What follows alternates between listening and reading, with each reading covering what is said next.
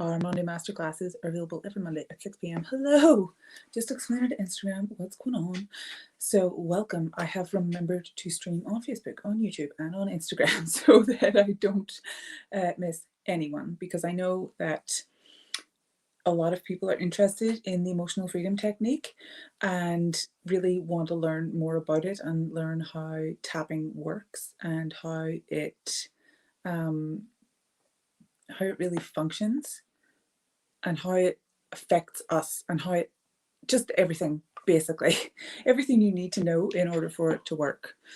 And it was invented in 1993 by a man called Gary Craig, and while there's still some argument about its effectiveness, for me it works, and that's all I can tell you. And all I can ask, hey Stacey, welcome, all I can ask is that you try it and are willing to give it a go.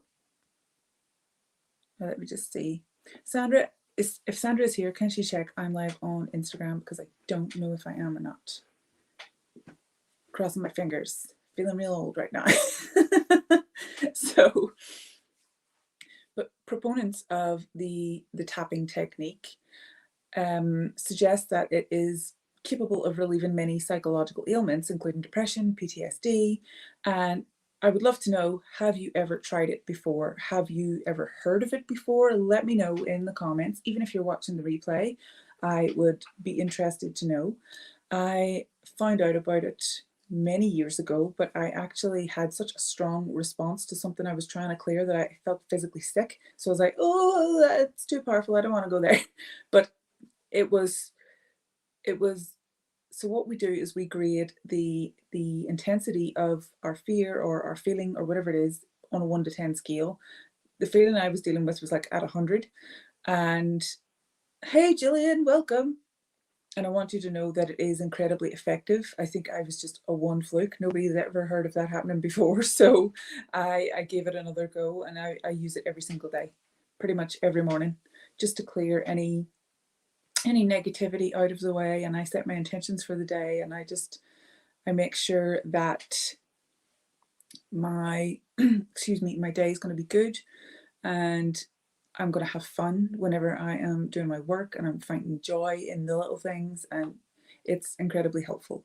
So if you are an empath or highly sensitive, or you deal with mental illnesses in any way, tapping in this way is kind of a form of neuro-linguistic programming. So you are repeating phrases and interrupting the energy of anxiety or sadness or control, whatever it is, by tapping along the meridian lines of your body. But I'll get to that in a minute. So this is just for anyone who's new to the group or the YouTube channel, or on Facebook, as we're going live in both places, possibly not Instagram. My name is Claire. I'm a transformative life coach and art therapist, and I love helping women, creative souls specifically. Hi mom, joining in. Follow subconscious reprogramming, psychological hacks, and a series of positive coaching practices to help these amazing women reclaim their time, energy, and sanity so that they can reach their most outrageous goals. And I would love to know if you're feeling brave enough to share. You don't have to though. But what is the fear or intense feeling that you would like to tackle with EFT? If you watched our training from fabulous guest expert Angelita a couple of weeks ago, she explained brilliantly how our chakras, what people refer to as our chakras, in our bodies are actually bundles of nerve endings in specific concentrated areas, which is why the chakras are in specific lines. It's also known as the energetic highway of our body. And also this energetic highway, those are our meridian lines.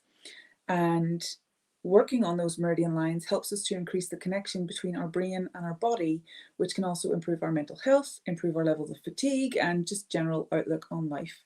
And in Chinese medicine, these meridian lines are also known as qi, and they get worked out through acupressure.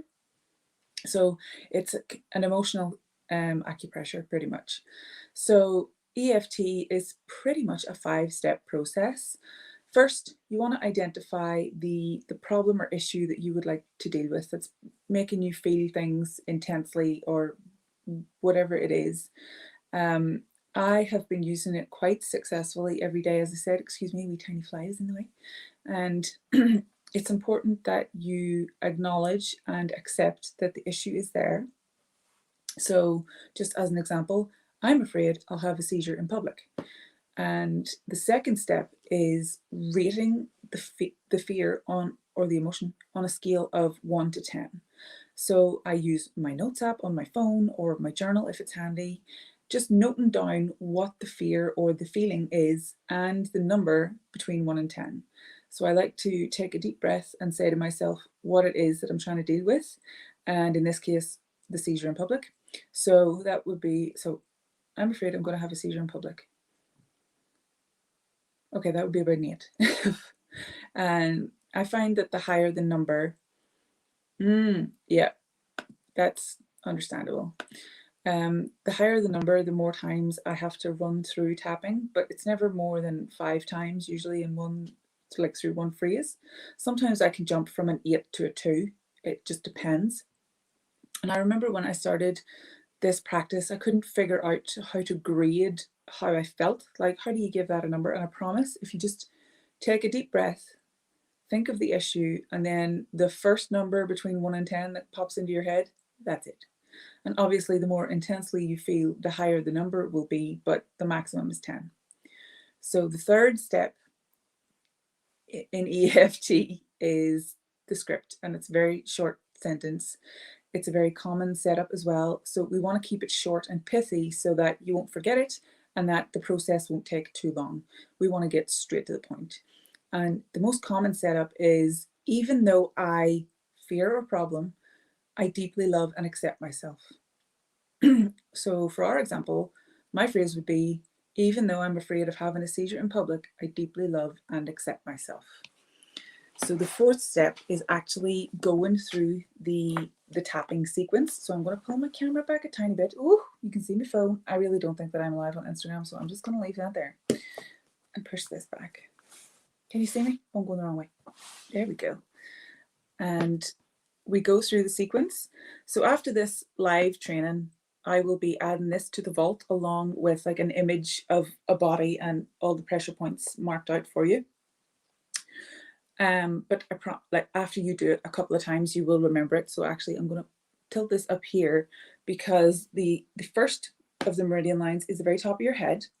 And what you would do is you would tap your head while you say your script. So mine would be, even though I'm afraid of having a seizure in public, I deeply love and accept myself.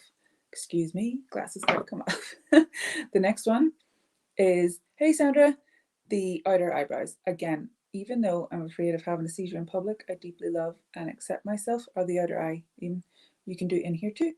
Even though I'm afraid of having a seizure in public, I deeply love and accept myself. Under the eyes. Even though I'm afraid of having a seizure in public, I deeply love and accept myself. Under the nose. And you keep repeating what you're going to say. So even though I'm afraid of having a seizure in public, I deeply love and accept myself. Under the chin, well, on the chin, even though I'm afraid of having a seizure in public, I deeply love and accept myself. Collarbones. So even though I'm afraid of having a seizure in public, I deeply love and accept myself. Even though I'm afraid of having a seizure in public, I deeply love and accept myself. So the next one is the liver. So that would be here. Even though I'm afraid of having a seizure in public, I deeply love and accept myself. And here. Even though I'm afraid, sorry, Sandra was reading your thing. Even though I'm afraid of having a seizure in public, I deeply love and accept myself. Then under the arm. Even though I'm afraid of having a seizure in public, I deeply love and accept myself. Even though I'm afraid of having a seizure in public, I deeply love and accept myself. This bit here on your hand.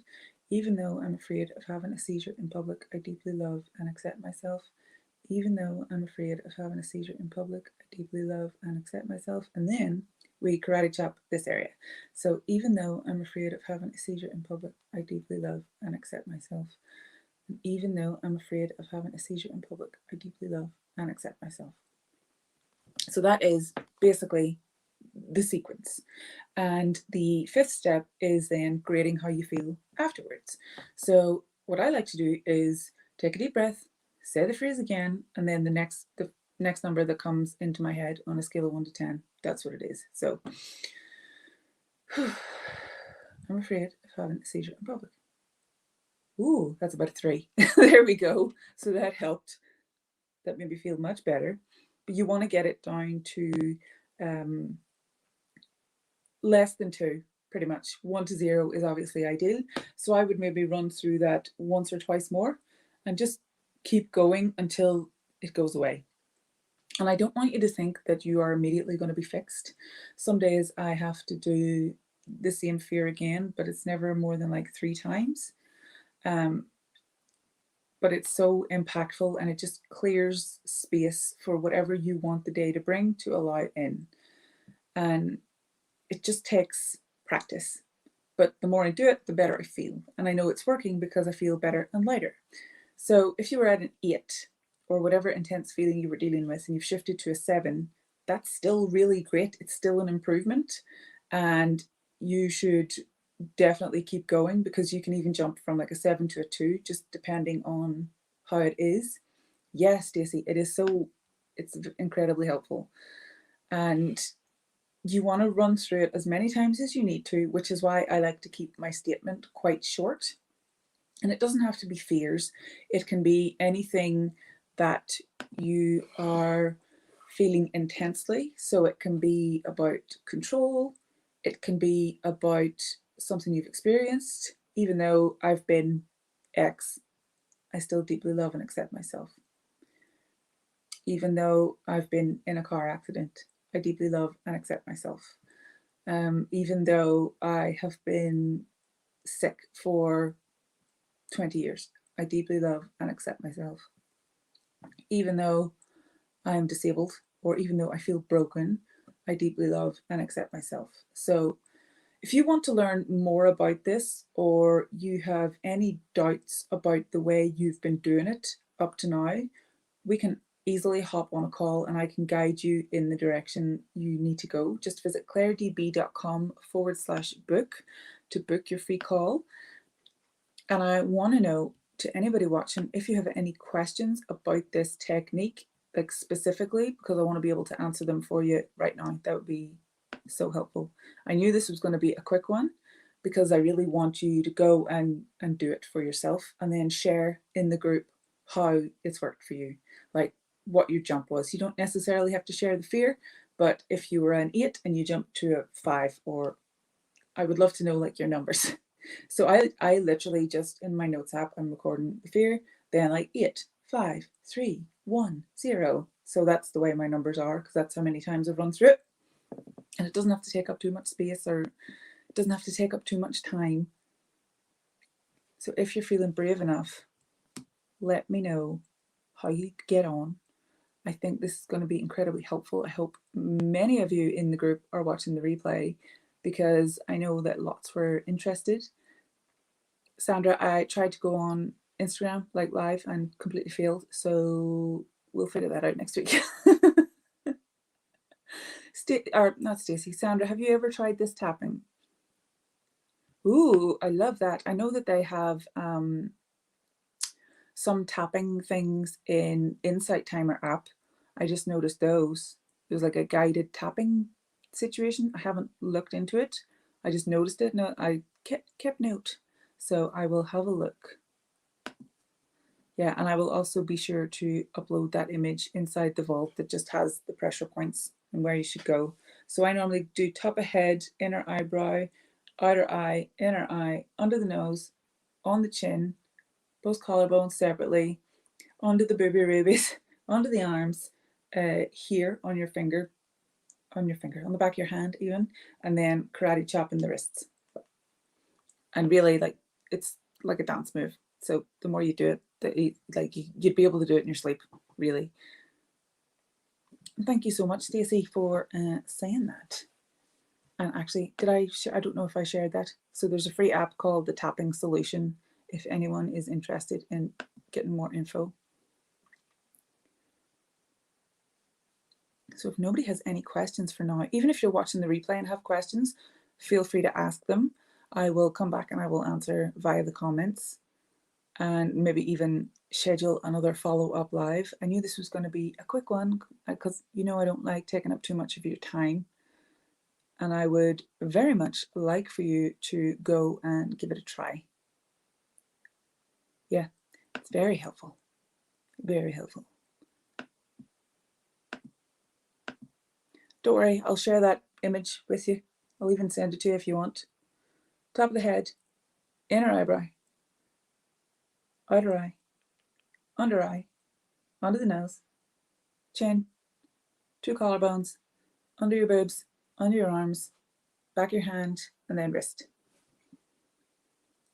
But it's the same for anything that's new. Like if you've ever learned a dance routine in your life, including when you were a kid, it was all new at some stage. So give yourself the good grace to maybe get it wrong a couple of times and not to worry about it. It's okay. The important thing is that you're trying, and I think that it could be incredibly beneficial for you. So I'm excited about that. Yeah, I will. I'll see if I can DM it to you, but I will definitely be uploading it in the vault as well. So that is everything for this week. Thank you so much for joining me live, and I will see you all on Friday for our art therapy session. And yeah, I can't wait. So see you guys later. Have a great week. Bye.